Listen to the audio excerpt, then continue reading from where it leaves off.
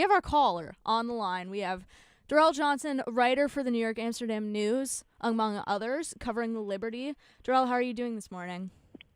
I'm doing great. How are you doing? I'm good, thank you. Thank you for joining us. Well, we just mentioned it. Obviously, Liberty are out of the playoffs, but what do you think went wrong for this Liberty team? Could not defend their title from last year. Do you think it was more like injuries this season, something like team dynamic wise? What was the kicker this year? Ultimately, injuries define the season for the Liberty uh, because they started the season 9-0, um, and they looked like they were going to. Obviously, Minnesota started the season great as well, but it looked like the two teams were on a collision course for a rematch of last year's finals, and then injuries happened. Jonquel Jones got hurt first, and then she missed 13 games. Then Breonna Stewart got hurt. She missed 13 games. And then Sabrina got hurt. And she missed some games to end the season. So ultimately, I think that will define the Liberty season. Um, and they did put up a great effort in a decisive game yesterday. I still cannot understand what happened Wednesday night at Barclays Center. Um, to have the ability to close out the series at home and put up the effort that they did is inexcusable, unexplainable. I was at that game for the Liberty, reporting on it for WFUV, and just watching that performance was, I think, the most disappointing thing that the fans at Barclays Center could have had. But I think another disappointing thing, I know, Derrell, you mentioned it, Jonquel Jones in this playoff series. What did you see? What did you think went wrong? Because I saw the defense for the Mercury kind of just beating up on her the whole time and just not able to get out of her shell. She obviously was horrible last night. I believe she was 1 of 10. Um, And just kept shooting it, too. and yes, but that was what happened with Sabrina uh, at the game on Wednesday. Um, so there has to be something in your head that says, you know what, the shot isn't going down. Let me move the ball when I get it, as opposed to thinking the next one will go in. Um, in a way, I guess as a scorer, you need to have the ability in your head that the next one will go in, no matter how poorly you're performing. But you also have to be a team player and give the ball up. She did not do that obviously enough last night. Sabrina did not do it enough on Wednesday. To kind of follow up with that one, what do you think happened with Sabrina this second half of the season? It looks like she started off pretty strong, and then you saw this kind of collapse in her abilities and her strength throughout the rest of the season. What do you think happened there? Well, the injury obviously played a big part in that. Um, and ultimately, I think injuries will define this season for the Liberty. When they signed uh, Miserman, I thought, you know what, this this team is poised to make a strong defense of the title. Um, but Sandy did not have the ability to have all of her players on the court um, to be able to, uh, I guess, form a cohesive unit. And I think that was poor performances aside on Wednesday by Sabrina and yesterday by John Quell. I think that ultimately will decide the season. I just remember sitting there, and Claire, you were there. I just remember sitting there at the post game press conference and Sabrina saying the fans deserve better than this, and we have to win this game so that the fans get another game at Barclays Center. Um, she obviously had a much better game yesterday, but for effort, that effort was inexcusable at a closeout game on your home court on Wednesday. And ultimately, that's what decided the series, not the loss yesterday, in my humble opinion. And then going back to one more thing with Emma Miesemann, the Mercury in the third game shut her down completely, and she was helping carry the Liberty throughout the second half of the season when she signed with them. What did you see from the Phoenix Mercury that shut down Emma Miesemann in this deciding series, and why wasn't she in the starting lineup? Well, I think it was more effective to bring her off the bench. I think if you started John Quell, Stewie, and Emma, uh, that makes you a defensive liability because now you have three really. Stewie's obviously a great player, but then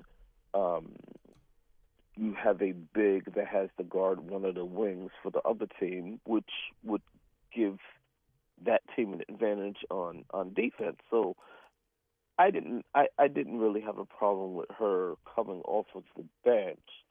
Um, she as you pointed out, she didn't have a great series. I expected her to perform better, but again, I have to go back to game two. I mean, they won a thrilling overtime game in game one. Obviously, when it went to overtime, that game could have gone either way.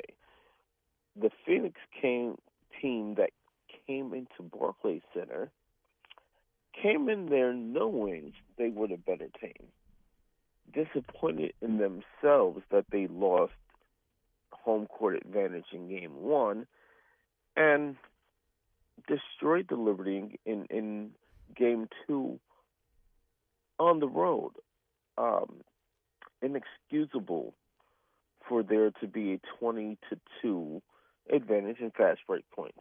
Inexcusable for the Liberty to knock down 10 shots in the first quarter and only 9 in the rest of the game. So, yes, last night is where the series was lost, but in my humble opinion, it was really lost on Wednesday when they had a chance to close it out at home. Yeah, and now that their season is over, what do you think we should expect from them this offseason? That is a great question. Obviously, I mean, ideally, I think most Liberty fans would say, hey, let's run it back. Injuries got the best of us this year, particularly the last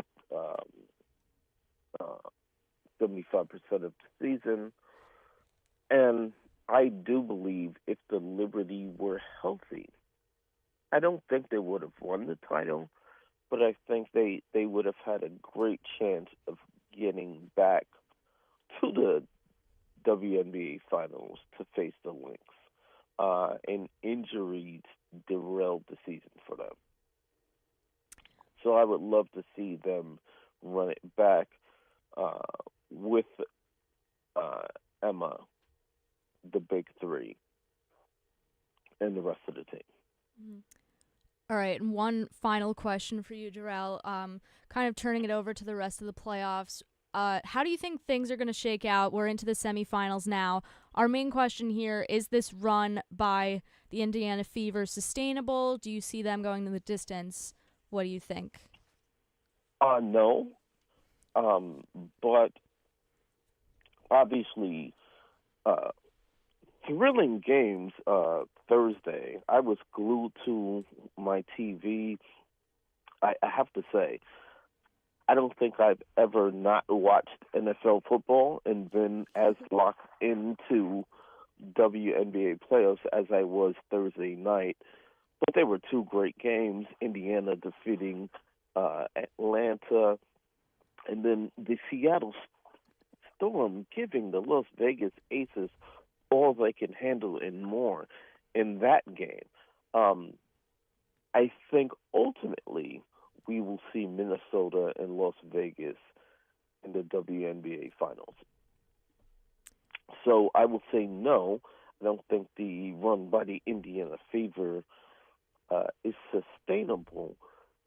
But look out for that team next year, because if they can make the right all-season moves and Caitlin can come back healthy, well, that's going to be a very dangerous team in 2026.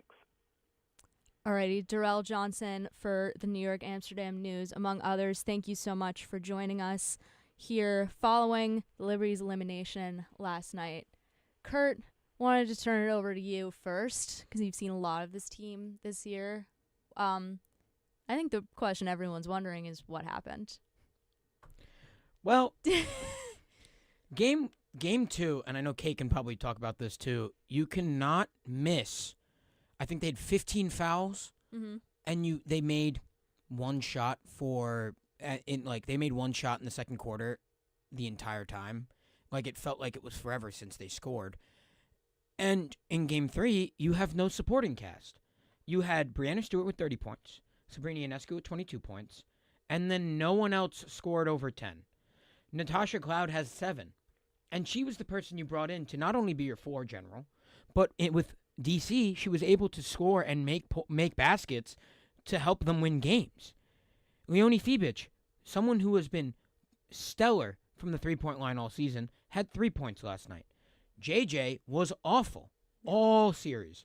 All series, JJ was horrendous. Wednesday was her best game.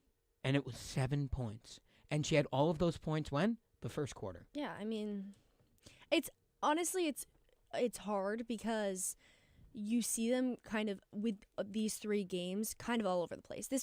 Wednesday's game was their most unifying game, I would say, where they were all contributing.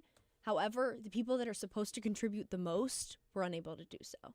And so it felt like it was a bunch of people putting up a little bit, and that's not going to do it. And Brianna Stewart had her best game last night in an elimination game. Shows why she is one of the best players in the entire WNBA. She took over. They just ran out of steam. But 6 points on Wednesday. I know. But the issue is I'm not going to put it all on her. I know that she is the all-star, her and Sabrina Ionescu, who I don't think there should be any excuses for her either. Nope. It felt like the Liberty were playing hero ball. Yeah. Sabrina, take the ball and shoot it. I think Bobby, even in the back, he was watching the game too with me on Saturday. No, it was on Wednesday. Yes, Wednesday. Yes, Wednesday. Sorry, I'm all over the place this week. week. The Wednesday night game, it felt like Sabrina just kept shooting it. Yeah. And again, I would give my best 3-point shooter the ball every time. But when you're not hitting the shots, you got to pass the ball. Like we heard Derrell say in the beginning of the Liberty were awful from the line. Last night, they shot 33% from the field and 21% from 3.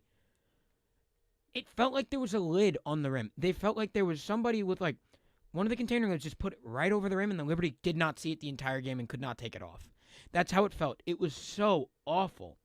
And this team is built with such great talent.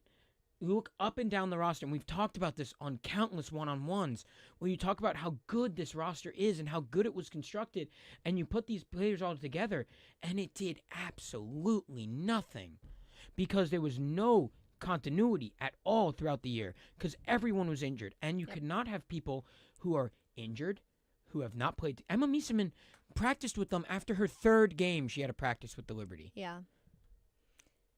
They threw her in right away. She was just there. And she honestly played exceptionally well and this season for the fact that she was thrown into a team where it kind of came out of nowhere and pieces were falling apart. This entire season, it felt like, you would gain a piece back, and then something else would fall apart. And the team dynamic the entire season was just off. It was a mess. It was a mess. There would be some games where they'd play so good, and you'd be like, oh my gosh, they're going to repeat. And They're then you back. watch the next game, and you were like, what is going on? It was all over the place. There was zero consistency from the Liberty this season, and that was going to be their downfall. I honestly thought they would make it past into the semifinals and they'd make it past this first round, but considering how inconsistent they were all season, it makes sense that they're done. The last All In I did, the All Women Sport podcast. Wherever for you get your WFUV podcasts. Sports, make sure you check it out. But the last production I did of All In, and we were talking about the ending of the WNBA season, Yes. and we were talking about, I believe you were on that, Kate. It was. Yes. It was me, you, and Gabby. Yes. What a squad. Talking about that, and I think everyone said that we didn't think the Liberty were going to get out of the first round. There was no vision where, like, one, I know Sandy is hard on them in the locker room because she doesn't want to be hard on them she has a very Aaron Boone situation, Sandy. She's not very hard on her players in the press conference. Yeah. And that was the thing that a lot of the reporters, the press conference room was packed on Wednesday. Mm-hmm. And everyone was like, when are you going to be worried? Because you just saw the Liberty get blown away. Yeah. Blown away by Sabali. You saw them get blown. DeWanna Bonner, like, blew you away last game. Literally, like, it felt like the most demoralizing loss in Barclays Center. And I've witnessed that place be so loud, and I was so excited to hear what it would be like in a playoff atmosphere. Yeah. Because the entire regular season's a playoff atmosphere. Right. And then you get to the actual playoffs, and the crowd is dead. Silent. Yeah. Because That's not good. they didn't give them anything to cheer about. Yeah. The second quarter was awful. It And looked like they gave up. And the Mercury were up by 14 at the half. I didn't get to start watching the game until after halftime because I had a meeting before that. But I remember just putting the game on and being like, what is going on? After watching game 1, I was like, okay, this is looking okay. This is something we could work with. And then game 2 just completely fell apart. The starting group only had 32 points. Yes, they all were in single digits. And Oh, the that's entire not- that's not gonna 32 work. of their 60 points on Wednesday's game were from their starting group. Like, that should not be happening. they also ever. had their entire squad was in the minus. Yeah. Everyone was like minus 20. Yeah. Which is ridiculous. If we look at the regular season series against the Mercury, the Liberty got swept this season in 4 games. Yep. Yeah. The Yikes. Liberty have been Struggling. bad. They've been struggling this year. Yeah. Wait, I want to bring up Alyssa Thomas last night, actually, because I think that's probably it's a big part of why the Mercury won last night. First of all, here's a fun fact that I just learned from this Yahoo Sports article. She owns more than 40% of triple doubles in WNBA history. Yes. First, That's crazy. And she has First- 5 of 7 in playoffs right Yeah. now. I was going to say, 5th career playoff triple double last night, 20 points, 11 rebounds, 11 assists. That's crazy. Yeah. first postseason triple double in the That's awesome. semifinals. Not semifinals, the opening round. That's first awesome. round. Learned So that shout out from- Alyssa Thomas. Learned that from ESPN stats. Ah, There you that's go. an interesting Yeah, one. I mean, There you go. but look at this. This Mercury team has been built with a big 3 in mind. Yes. A very similar big 3 that the Liberty have. Yeah. Mm-hmm. But the Mercury were able to put it together. Yeah. And that comes with DeWanna Bonner getting out of Indiana earlier this year. It came with just everyone coming together at the end. Even Satu was awesome the entire year, as well as Always. the most important person on this entire squad, I argue. And she played so well. And Kalia Copper. Last night.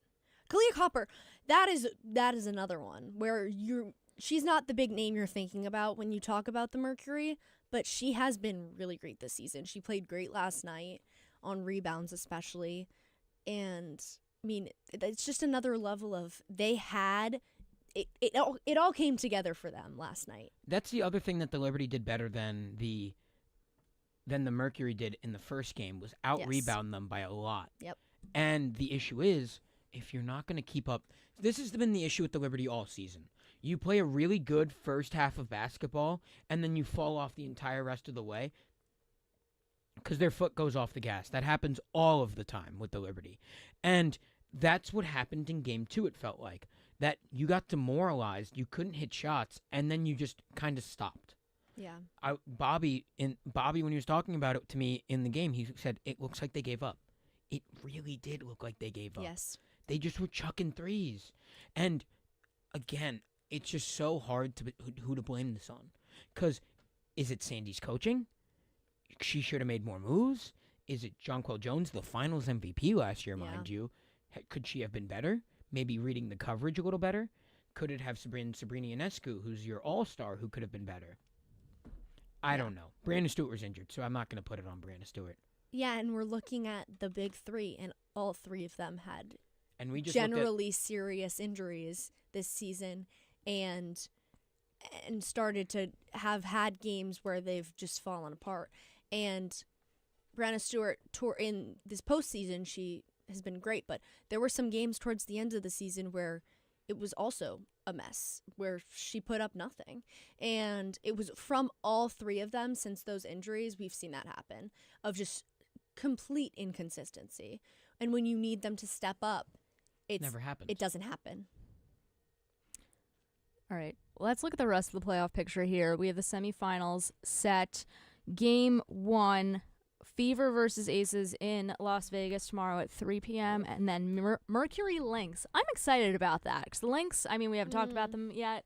Lynx are a very good basketball team, and we saw what the Mercury just did to the defending champions. Yes. That first game in Minnesota tomorrow is at 5. But before we get into that, I have another question about a different WNBA team because you two are experts, and I am seeing that. I just want to ask about the Golden State Valkyries in their first year. Awesome.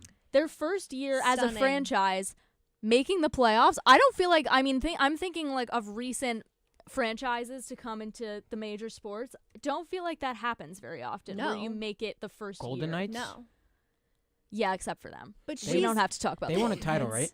They have won before, yeah. No, Well, I they've know won- they've won multiple, but Not in their first Not their season. first I think it season? was. Well, let me check on that. I'm not before. sure. But I was just gonna say, like, how did they pull that? I feel like that's totally unusual. How did they pull that off? It is so unusual, and it's their coach. I mean, she won Coach of the Year for a reason. She's Natalie Nakase, I think Believe is, so, yeah. is how you would say it. Mhm. And she's phenomenal.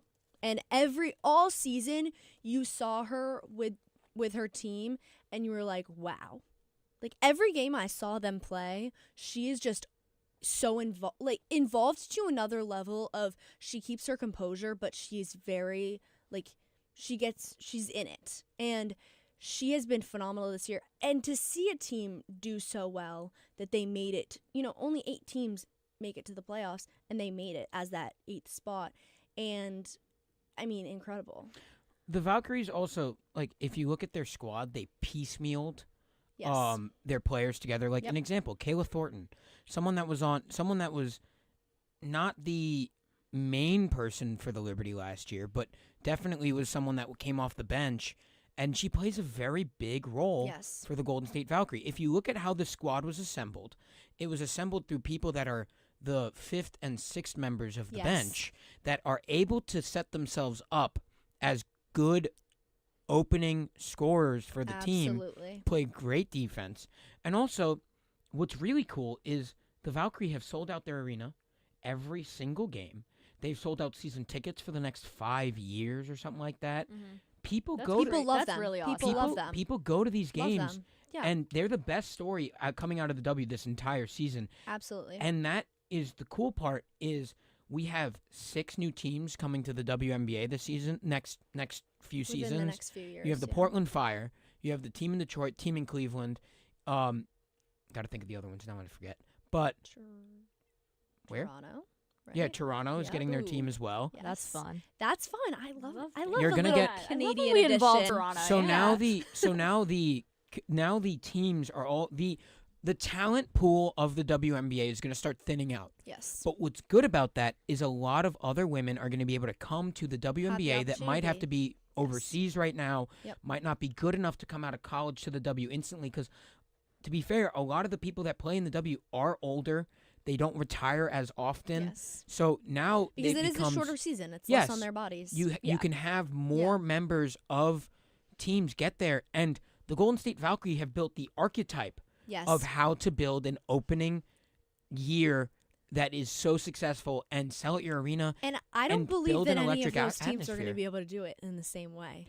I Yeah. think I think don't Toronto know. will show. No, they won't be Maybe. competitive. Not competitive in the competitive. same way that the Valkyries have been this year. Obviously, this postseason they got put in just to a bad situation. The Lynx are on another level. They were Yeah. never going to be able to compete with the Lynx. So I'm not looking at this postseason with anything, honestly, because I love this Valkyries team. And honestly, as you mentioned, like that 5th and 6th person, this team is truly built off of the bench. And they've made it work so well. Mm-hmm. And it has been so good for them. And they are an anomaly because you don't see that very often, especially from when you don't have a star. Like, they don't have a star. Right. I was just gonna There's say. Well, no that- star. Well, now that they have, Now they have the opportunity You have for ammo. that. Yeah, I mean, they have the opportunity to do some big stuff in the offseason because now they've built up that reputation of the first year and making that happen so quickly. You don't see that ever, really, or very often. and that's just we've talked about this on the show 1,000 times, but it's a good indication for where the WNBA is going. Yes. Because now summer basketball, it's going to be there for the next however many years for us, and it's just going to keep growing. Yep. Every time I've been to the Liberty games 2 years ago at Barclays Center when there was 1,000 fans in the stand, it's a different atmosphere.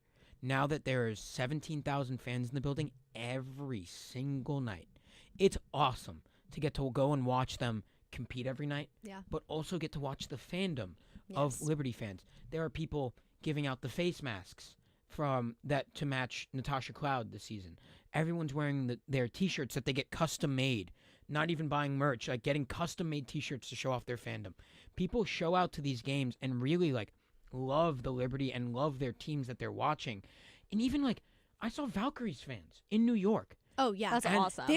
They've already started traveling so well, and I don't understand how that I don't get happens it with either. a brand new team. How, I truly don't understand how they've done it, but Golden State also has an incredible fan base in general Yes. surrounding basketball, and that on the other end of that, that's such a good thing that the W has done of putting the season kind of opposite to the NBA, because as a basketball fan, people have a whole year to think about basketball, Yeah. and that's great. I mean, I love that personally, but I also think that's a great way for you to get more viewership, because if there were for example, you have a lot of fans at those W games, and some of those people, if it were the NBA season as well, they might not be at those games. So that alternate season is the best thing for the growth of the WNBA. I think the one thing that might be a little bit of an issue, and we could talk about this a little bit, the CBA might not be getting signed. It expires in October. Right. That's bad. And it seems like they're at a very big impasse with the CBA. I know there hasn't been as much news on it recently, but you see it as a potential lockout situation for next season, which I really hope doesn't happen, because now they're on a crash course for even more viewership, even more fun. It's going up to such a peak right now because new teams are coming in, new fan bases are starting to develop. People are watching the games. They brought in a whole new TV rights deal last season.